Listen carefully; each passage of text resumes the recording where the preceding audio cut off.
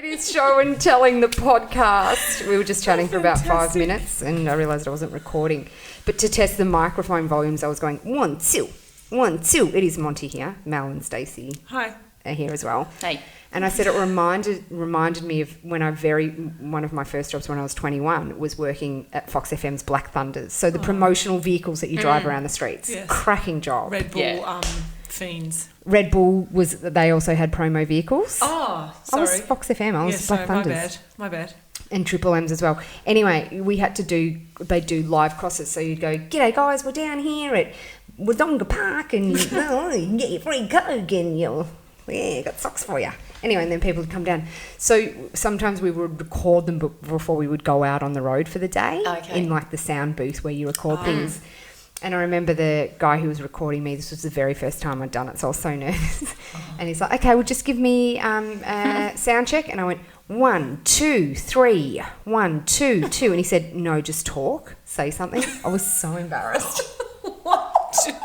Because remember when you always hear people, 1, 2, 2. And so I did that. Oh, my God. When I was a kid, I used to pretend I had a radio station. Did you? And I would remember when you used to record on cassette and you would hold, like, play and record down and pause. And then, like, when your favourite song was on, you'd flick up pause, whatever. Yes. And I used to go throw into songs and everything. Oh, my God. My mum still got those tapes. Oh, my somewhere, I God. reckon. We've got to listen to them. Never, ever. Remember how cross you would get when the DJ would talk over the start of your favourite song? I know. Oh, my God, and cut the end off. Oh. And how good was a mega mix? They still like do on it. New Year's Eve. Oh, yeah, mega I mixes. still love them. A mega Love mix? them. Yeah. I love a mega mix. Oh, yeah. And then you're like, I know this song coming on. Do you love Girl Talk? What's Girl Talk? Oh, you would love Girl Talk. Would I? Yeah, What it's is like it? a massive mega mix of all awesome songs that you know. Really? It's great. I'm just writing that down I right now. think it's a guy that is Girl Talk. Girl Talk, hey? Yeah. Into it. Yeah. Check that when I get home. So Stace, you read an article about kids sitting still. Well, actually, Mel found it. But it really got me because I feel like I constantly say to my kids, how often do you reckon you say to kids, can you just sit still? Oh, at dinner 100 times a night. Sit still. 100 Sit back on your chair. times a day. Like it's just everywhere you go. Can you sit still? Me too. But apparently it's not really the right thing to say, Well, is it? apparently not. According to science, my kids, it keeps moving over this microphone.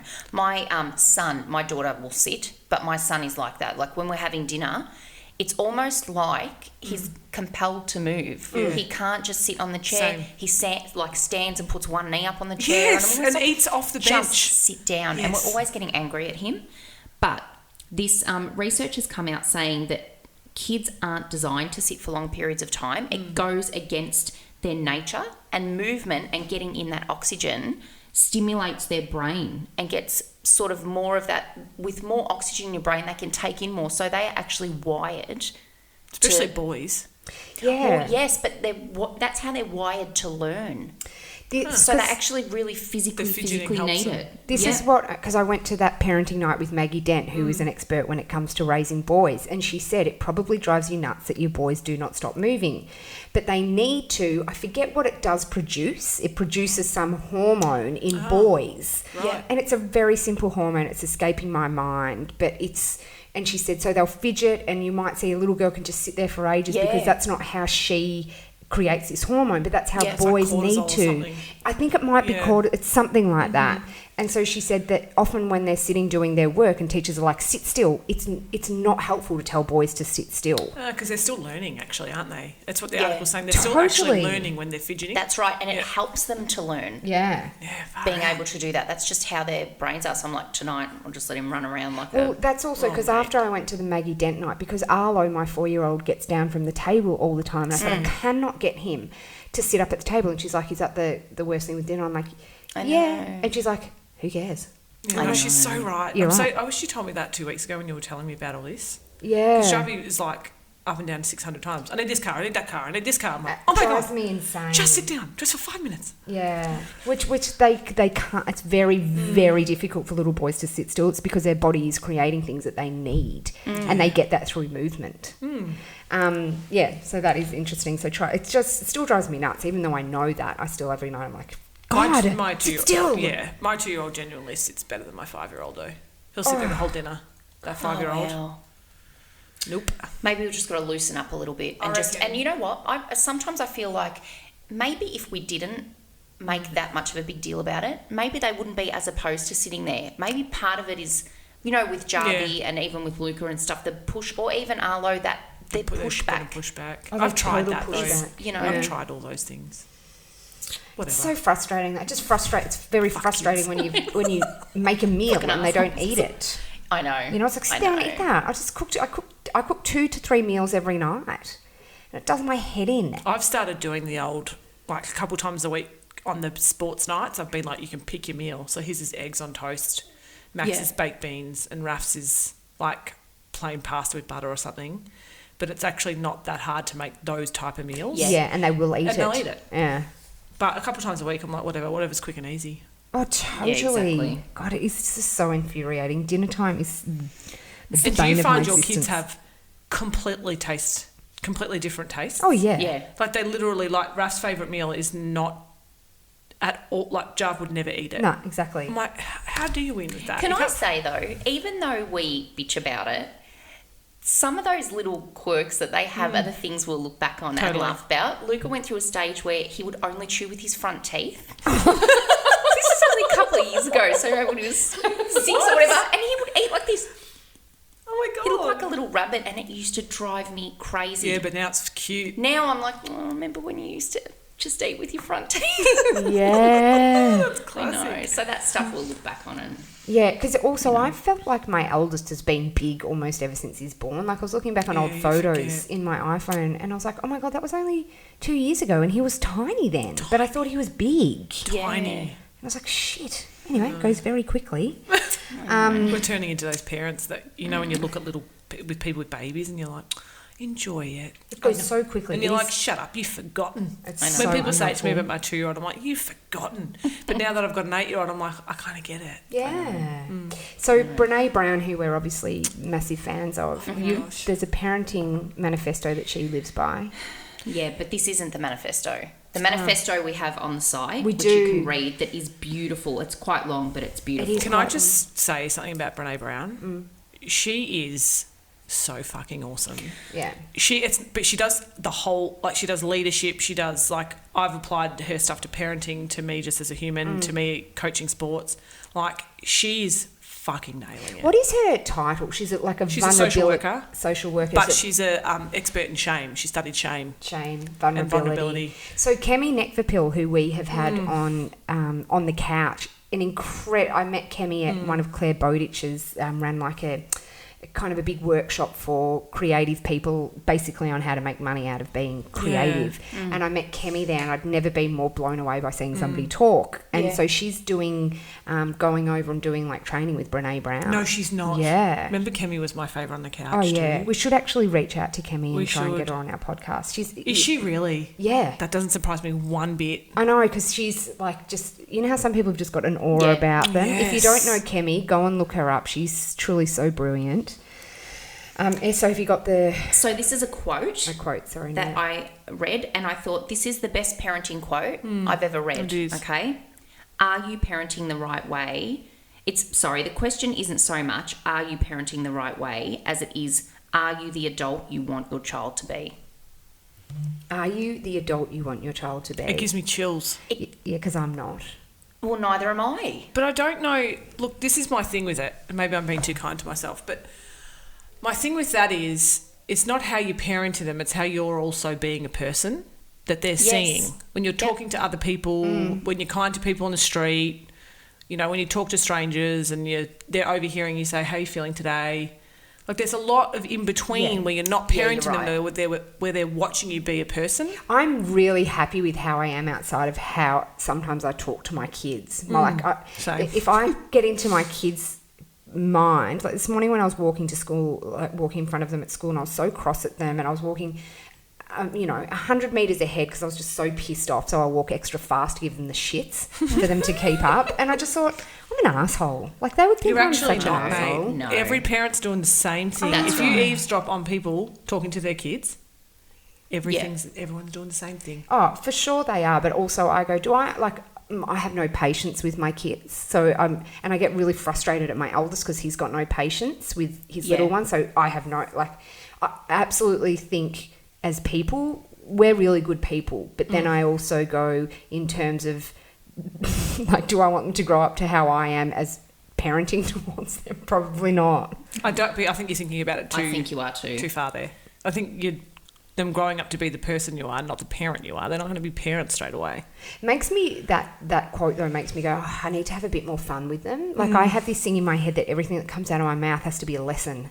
I have to teach them. I've got so much to teach them. Not that, Jesus. Yeah, it's quite a lot of pressure. So you think? Do you think Mate, that too? I name it. I give it a name. I call it Mum's Words of Wisdom. When we, like, if they come home and they say something and they're upset or whatever, and I think of some great comeback to tell them, I say, now, remember this. This is one of Mum's Words of Wisdom. And they're like, oh, Mum's Words of Wisdom. And I'm like, maybe one day when I die, they'll remember those things. But I hope there's a... But you know what I think it is more about the adult you want to be? It's more like... For me, it's stuff like I say, God, I'm an idiot all the time in front of my kids. And my daughter for my birthday recently wrote, is it called an acrostic poem? You know, like it's M-E-L, right? She did one of those. And when it got to the I in my name, she wrote idiot is what she always calls herself. And I was like, how about that? God. I do think there's something in self-deprecation though. 100%. In saying, oh, that was a bit silly by mummy, or, you know, stuff like that. I think it's important that they hear that stuff and recognise that you're not always going to be perfect at stuff. But it's interesting to go, would you ever want your daughter to grow up and think of herself how you think of yourself? My worst nightmare. So that's why I think, you know what, it does sort of start with you a little bit as well. But then you look at people who've grown up in real fucked up situations and they're incredible people who are self-assured and confident and I don't know. But I think it's a really good reminder. That quote. Can you read it out again? I just want to hear you read it out again. I listened to her Oprah on the Oprah podcast. Oh, and Gwyneth Paltrow the Goop one as I well. haven't listened to Goop yet. The question isn't so much are you parenting the right way as it is are you the adult you want your child to grow to be. So good. She also has a Netflix show on at the moment. I've got to watch that. It's so good. But let me lead you into the next thing that I found quite profound for me in my life, because it does go across quite a few platforms that I'm in at the moment, is she talks about, and on that show a little bit I think she does, but it was on the podcast, I think the Goop one, where she talks about the kind of person you are and how she works with corporate leaders and sports leaders and all these types of leaders, and how she's realised there's two forms and one's responsive and one's reactive, and how reactive is obviously like the minute you receive information you regurgitate your thought. Yes. And responsive is that you naturally sigh or breathe or say, take a minute to... I just need a minute to think about that before you make a reply. And she said neither nor is necessarily better, but some of the most effective leaders are more responsive. But there are good leaders also that are reactive. They just had to learn a different way of management. Right. But it's basically about having the ability to manage your emotions before you lead with them. Yeah. So, like, if you were reactive, for example, you'll often lead with hurt rather than pausing and leading with what you actually can digest and feel, you know? So she talks about, like, some people are natural sighers. Like, they're, like, constantly like... You sigh, Mel? I sigh a lot, but I am totally reactive. I will spit... this is one of my biggest downfalls. I will spit venom out of my mouth at something I don't like and then afterwards feel bad about it. I totally run off my emotions. But then on the same point, it might go... Is that your phone buzzing? You want to take it off the table? Because it's buzzing all through this. Thank you. Go on, have it. Reactive. Hold on. Would you mind taking it off? There you go. But also on the same point, if anything's great and comes to you, you probably are just as verbal with it. And I would say I'm responsive, but I respond that way with good stuff too. You're right. I can do the old and think about things for a longer time before I have a response, so I'm clear about it. Yeah. I reckon, you know, because your best thing about you is usually your worst as well. And so I think I am reactive. I'd say more so. Yeah. But I also can see, I definitely, it's not something I do like, you know, often when Sam, my partner, will say something to me, I get on the defense And then after I'll think about it and go, okay, I see where you're coming from. But my initial is to get kind of angry and worked up.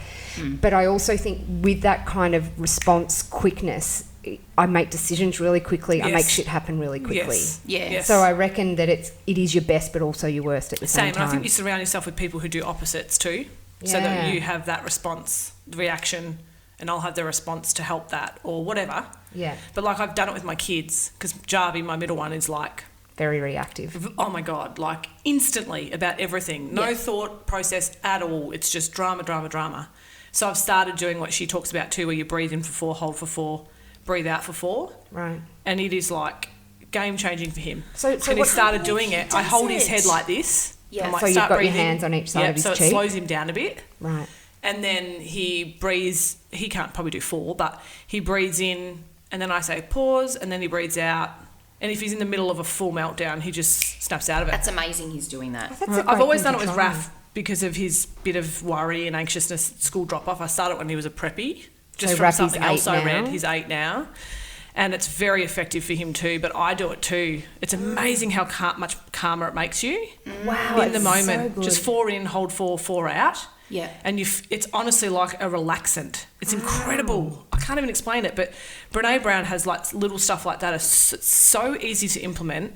That's what you want. You want It's really not practical overwhelming. things you can literally, you know, if you yourself getting worked up in a traffic jam, things like that. Or, you know, when my kids fight, there's something in me, even if they've been good all day, but then they'll fight. It's like I'm, you know, when you're just so beaten down, and they could have been so good, but you react because it's like, oh my God, I have all of this baggage of you guys arguing for like the last 4 years. That one that you did wasn't even that bad will tip me over the edge. So in those situations, that's really handy thing to do. But if you haven't already got on it, she's a good woman. I do need to watch her show, but at night time, I'm like, I'm so smashed. I just want to either get to the bottom of Instagram, read, or watch something I don't need to think about. Where I know with Brene, I'm going to want to sit there with a book and pen and easily paper. digestible though. That's the thing. It's her delivery. She's not preachy. She's humorous. She's like she could be your friend, Chatting and with you she's like just this. She's, totally. Incredible. Sammy would like her too. Yeah, Sam would definitely like her. There was a story, Mel, that we've got a WhatsApp group just with the 3 of us that we send stuff to each other. Was that That's your Sammy? Wow. I just ate too. Clearly need another meal. And you just loved this story. Do you want to explain how this guy met his partner? No pressure, hun. How good is this story? So epic. Okay, so this guy started tweeting out this story. Yes. That his dad, it starts with him, he opens it up that his dad had passed away, really close to his dad, and he would go to the cemetery every 2 weeks and take fresh flowers to his dad. After a couple of years, he sort of noticed the man that was buried next to his dad, no one ever took flowers there. He was 37 when he died, and he died on Christmas Day, never flowers. So he started feeling bad for this guy and started taking flowers to this grave next door neighbour. Anyway, one day after doing this for 2 years, he thought, I'm going to Google this guy and see if he's got family or what I can find. Ends up, this guy murdered his wife, his wife's parents, and then threw himself in front of a train on Christmas Day, whenever it was. Hence why no one ever puts flowers Which is why on his grave. no one You think? goes. Yeah. So the guy that's putting the flowers then feels like shit, like I've been giving this dog flowers all these years. So he searches up the name of the wife and her parents. What do you mean, murdered. wife? So the guy that was buried next to this guy's dad, right, killed his wife and her parents. Yes. So this guy, that once he found out that he was a murderer, the one that was taking the flowers, Yes. looked up the name Of the people he killed. Right, so he found maybe newspaper articles or whatever that Okay, had the name. sorry. I thought you meant Yeah. he looked up the wife, but I'm like, she was dead. No. Yes. Sorry, he looked up I was unclear there. Dead people's names Details and and stuff. stuff. Yes. Right?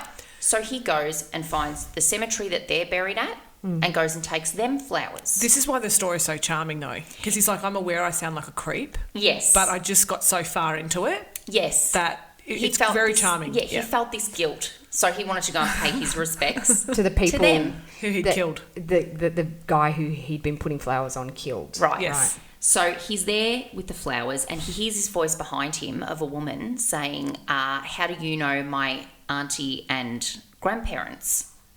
right? Right. And why are you leaving them flowers? He turns around, explains the whole story. She thinks it's sort of cute or whatever. He asks her out for a drink. And he ends these tweets with, I asked her out for a drink and she said yes. 2 years later, she said yes. And that's how I met my wife. How's that story? How good is that? Chills. So the best. good to meet. What a great story. I know. That's fate, that. God, That's when you're like, the universe had a plan for that guy. Yeah. How long is that when people go, how'd you guys meet? Well, Because most Strap people in. is at work, at school, to a friend. I know. Yeah. Well, I know. get your whiskey glass. I've got a story for you. Hey, just a short and sweet podcast today. We do have a lot of work that we've got to get to, and we get together on Thursdays and bang out stuff. Otherwise, we're on WhatsApp and email and stuff like that. Right So up people's bums. yes, so we best go because we're busy bees. Now, I do need to say that we have started something new on our website, which we're really excited about. You know how big unboxing videos are? Like your kids go bananas when they Kinder see surprises. those. Yeah, things like that. We're doing like the adult version, not with like dick toys and stuff like that. But so if you've got a product that you have that you're wanting to get out in front of people, and it could be established or it could be not, get in touch with us. Go to Stacey at show+tell.online.com.au. We're calling them, it's Show and Tell Broads Unboxing, and it's literally us unboxing stuff we love. We only do things that we love. And Stace can shoot you all the details if you do have a product that you would like us to do. There are examples as well on our website. We have an unboxing drop down on our website as well too, so you can see that. Also, follow our socials, Show and Tell Online. That's it. See you guys. See ya. Bye. Bye.